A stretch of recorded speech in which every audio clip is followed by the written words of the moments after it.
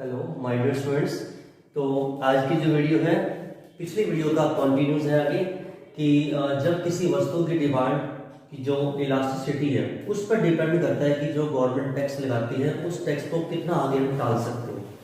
तो मैंने आपको पिछली वीडियोज में बता चुका हूँ कि कंडीशन है कि price elasticity of demand greater than 1 है तो टैक्स शिफ्टिंग ज्यादा होती है। इसके ऊपर टैक्स शिफ्टिंग टैक्स को हम ज्यादा बर्डन वहन करना पड़ता है एक प्रोड्यूसर को और कम होता है कस्टमर पर। तो जब price elasticity of demand less than 1 है इसमें ज्यादा टैक्स शिफ्टिंग होती है, इसमें कम शिफ्टिंग होती है। तो आज का जो मेरा टॉपिक है वो है when the price elasticity of demand equal to 1। इसको यूनिटरी इलास्टिक डिमांड भी कहते हैं।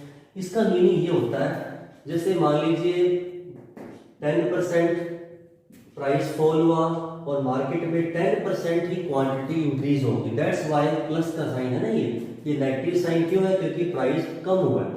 तो इसको हम सोल्व करेंगे तो 1 आएगा। तो price elasticity of demand equal to 1, it means when the percentage change in quantity equal to percentage change in price. तो अब इसको हम एक डायग्राम के थ्रू करते हैं। देखिए हॉरिजॉन्टल एक्सिस पर हम लेंगे प्रोडक्ट की क्वांटिटी और वर्टिकल एक्सिस पर हम लेंगे प्रोडक्ट का प्राइस और tax. So according to condition when the price elasticity of demand equal to 1। So आपको इस कंडीशन के अकॉर्डिंग देखो, मैं आपको थोड़ा सा पिछला जब जब इलास्टिसिटी ऑफ प्राइस जो होती है ग्रेटर देन 1 तो डीडी कर्व की शेप ऐसे होती है, लेस देन 1 में इस वे में होती है, बट इसमें ग्रेटर देन 1 नहीं है, लेस देन 1 नहीं है, इक्वल टू 1। इसमें जो डीडी कर्व होता है वो बिल्कुल सेंटर में होता है क्योंकि percentage change in quantity equal to percentage change in price. So this is the DD curve according to condition price elasticity of demand equal to 1। Now the normal supply curve SS। तो market में जो product का price set होता है जहां पे demand और supply curve आपस में इंटरसेक्ट करते हैं ई पॉइंट, इससे मार्केट में इक्विलिब्रियम क्वांटिटी OQ है और इक्विलिब्रियम जो प्राइस है वो OP है। तो अब गवर्नमेंट टैक्स लगाती है R से लेकर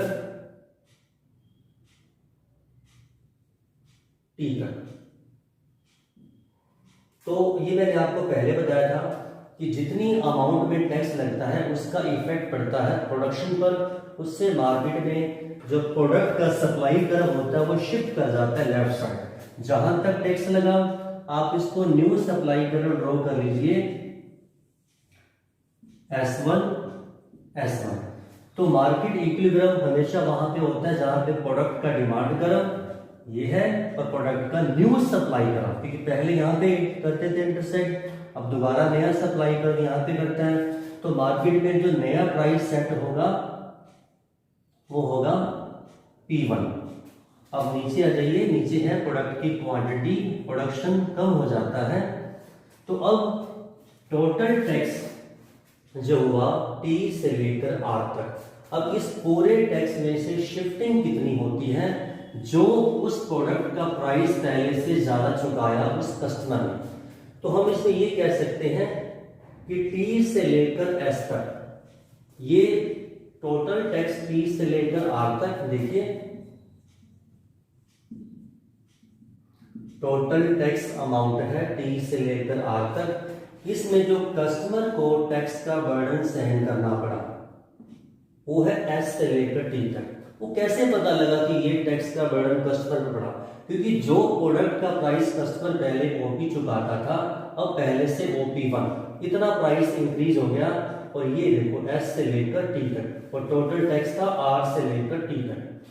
तो अब टोटल टैक्स में से S से लेकर T तक का पार्ट जो हुआ वो कस्टमर पर को सहन करना पड़ा। एक्चुअली में टैक्स शिफ्टिंग यही है। टैक्स शिफ्टिंग वो होती है जो प्राइस महंगा कर लेते हैं, और S से लेकर जो R तक का पार्ट है ये प्रोड्यूसर पर पड़ा। क्योंकि वो प्राइस को नहीं बढ़ा पाया इतना, तो इसमें जो टैक्स का बर्डन प्रोड्यूसर को सहन करना पड़ा वो है एस से लेकर आर तक। इसको हम थोड़ा सा हाईलाइट कर देते हैं।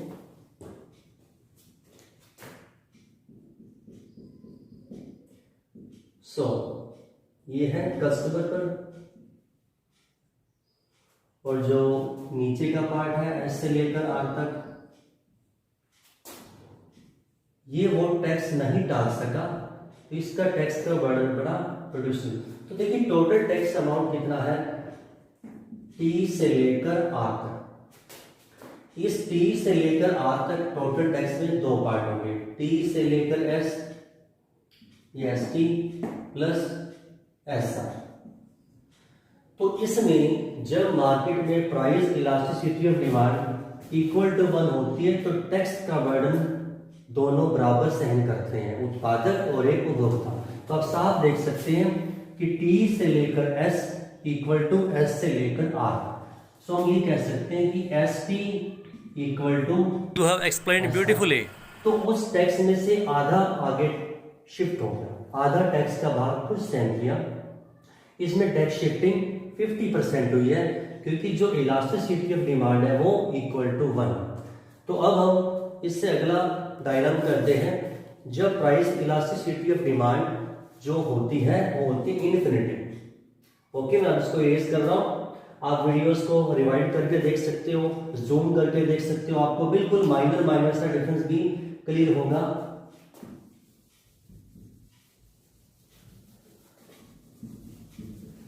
ओके,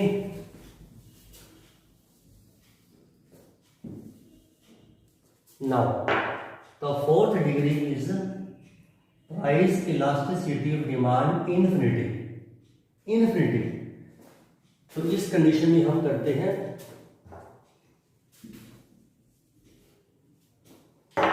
तो अकॉर्डिंग टू कंडीशन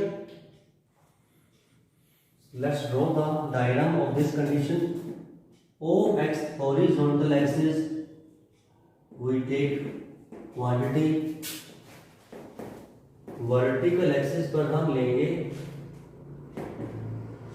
प्राइस और टैक्स।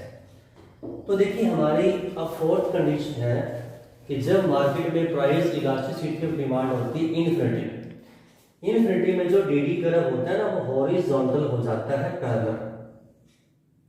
तो ये हमारा DD curve according to condition. इसका मीनिंग ये होता है जब किसी प्रोडक्ट के सेम प्राइस पर एक कस्टमर कितनी भी क्वांटिटी परचेज कर सकता है। जैसे प्रोडक्ट का प्राइस 10 है, कभी 10 रुपीज प्राइस पर वो 50 ले रहा है, कभी उसी प्राइस पर वो 100 ले रहा है, कभी 150 ले रहा है।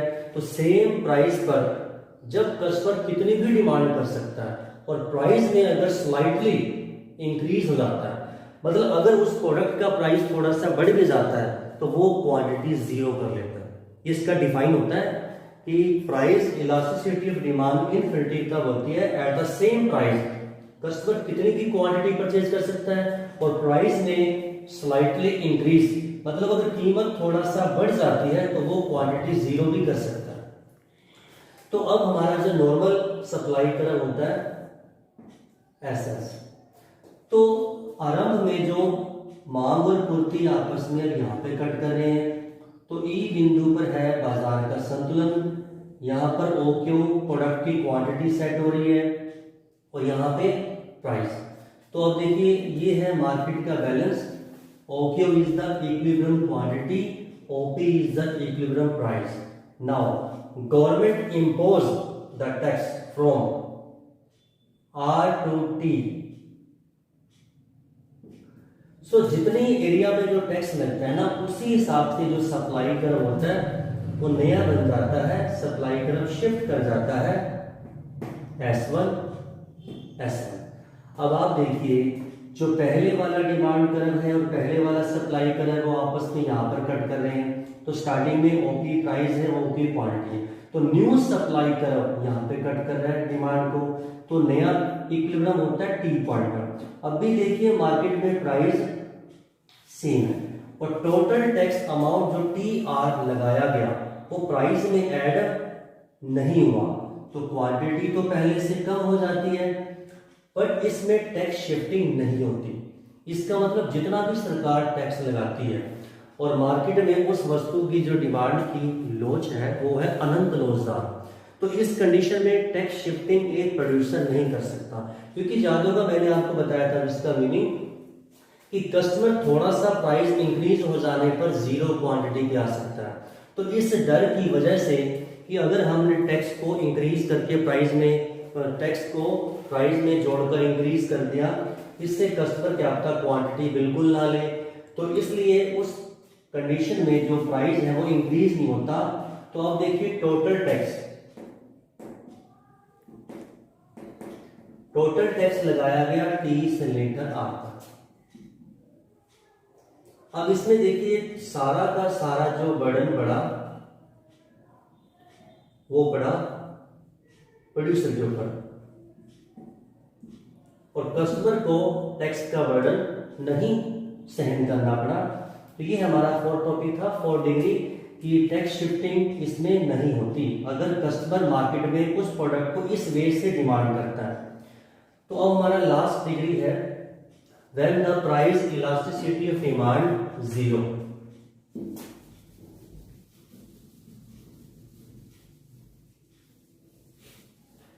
सो टैक्स डेटमेंट्स में लास्ट डिग्री है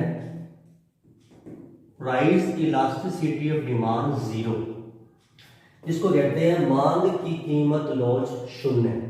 इसका मीनिंग ये होता है कि एक कस्टमर जब मार्केट जाता है उस प्रोडक्ट का प्राइस चाहे कम हो चाहे ज्यादा हो, वो कस्टमर उस प्रोडक्ट की क्वांटिटी में कोई चेंज नहीं करता। जैसे ये बेसिकली किसमें होता है, नेसेसिटी प्रोडक्ट में होता है।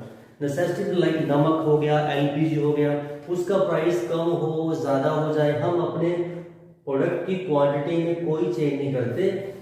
तो price elasticity of demand 0 means हम एक जो कस्टमर है वो प्रोडक्ट की क्वांटिटी को चेंज नहीं करता, इसके comparatively change in price.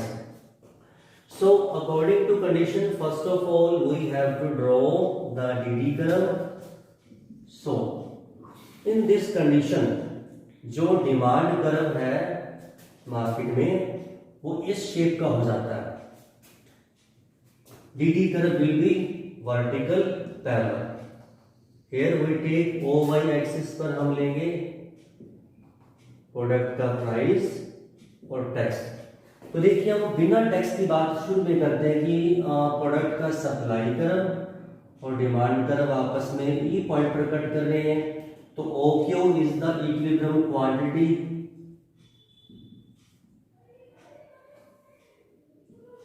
OP is the equilibrium price. So market में बैलेंस ई पॉइंट पर हुआ, ओपी प्राइस पर ओक्यू क्वांटिटी सेल हो रही है। अब मान लीजिए ई से लेकर टी तक, ई से लेकर टी तक गवर्नमेंट टैक्स लगाती है। तो मैंने आपको पहले भी कहा था जितने अमाउंट में टैक्स लगता है वो जो सप्लाई कर्व है वहां तक शिफ्ट कर जाता है, S1 S1। So new supply curve will B S1।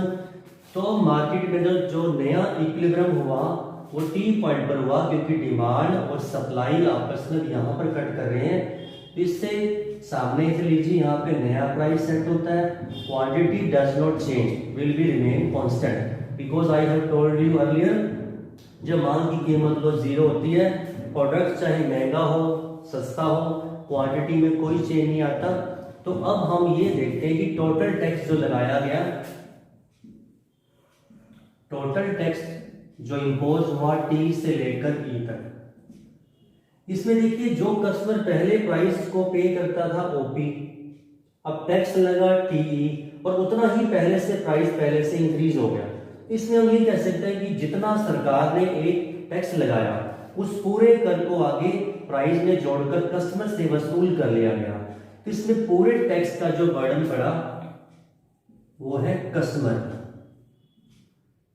Customer को पूरा का पूरा टीई टैक्स प्राइस में ऐड करके आगे ट्रांसफर कर दिया गया, और इसमें प्रोड्यूसर पर कोई भी टैक्स का भार नहीं था। इसको मैं एक और एग्जांपल से शो करता हूं। मान लीजिए गवर्नमेंट ने नमक पर टैक्स लगाया, एक नमक पहले 16 रुपए का था तो भी कस्टमर ले रहे थे। अगर गवर्नमेंट ने नमक के पैकेट पर 2 रुपए टैक्स लगा दिया तो वो प्रोड्यूसर जो है उसको 18 का बेच सकता है, क्योंकि कस्टमर उसको लेने से मना नहीं करेगा, क्योंकि वो नेसेसिटी प्रोडक्ट है। तो ये एक जैसे कि हैबिचुअल प्रोडक्ट होते हैं, नेसेसिटी होते हैं, जो हमें उसको डिमांड करना ही होता है, तो उसमें एक प्रोड्यूसर टैक्स को पूरा ट्रांसफर करने में सक्सेसफुल हो जाता है।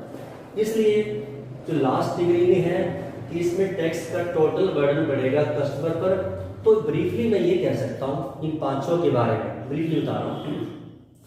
जब गवर्नमेंट टैक्स लगाती है उस टैक्स का कितना बर्डन आगे हम किसी और पर शिफ्ट कर सकते हैं। तो जब प्राइस इलास्टिसिटी ऑफ डिमांड होती है ग्रेटर देन 1, इसके अंदर कम शिफ्टिंग होती है, प्राइस को कम बढ़ाया जाता है, तो हम कह सकते हैं कि टैक्स शिफ्टिंग कम होती है इसमें। और जब price elasticity of demand less than 1 होता है, इसमें टैक्स शिफ्टिंग ज्यादा होती है। इसका मतलब टैक्स का ज्यादा बर्डन कस्टमर पे टाला जाता है, प्राइस को महंगा कर दिया जाता है। और जब मार्केट में जिस प्रोडक्ट को कस्टमर ले रहे हैं वो इक्वल टू 1 बिहेव करते हैं, तो उस टैक्स में से हाफ बर्डन वो आगे टाल देता है कस्टमर के ऊपर। सो ब्रीफली कस्टमर पर टैक्स शिफ्टिंग 50% होती है। और जब मार्केट में प्राइस डिमांड होती है इन्फिनिटिव, इसमें टैक्स का बर्डन वो आगे नहीं ट्रांसफर करता, सारा का सारा टैक्स एक प्रोड्यूसर खुद सहन कर लेता है। और अब जो लास्ट में मैंने करवाया आपको वो है जब मार्केट में डिमांड होता है, जीरो इलास्टिसिटी होती है, तो इसमें टैक्स का जितने अमाउंट में टैक्स गवर्नमेंट लगाती है उस पूरे टैक्स को एक प्रोड्यूसर प्राइस में जोड़कर कस्टमर से वसूल कर लेता है। इसमें पूरा का पूरा टैक्स आगे शिफ्ट कर दिया गया। सो जो आज का मेरा टॉपिक था, पिछले वीडियोस को मिला के आप देखना तो आपको टोटल कंप्लीट टॉपिक तब होगा कि जो गवर्नमेंट टैक्स लगाती है वो टैक्स डिपेंड करता है प्राइस इलास्टिसिटी ऑफ डिमांड पर, और वो भी 5 वेज होता है। Okay, thank you so much.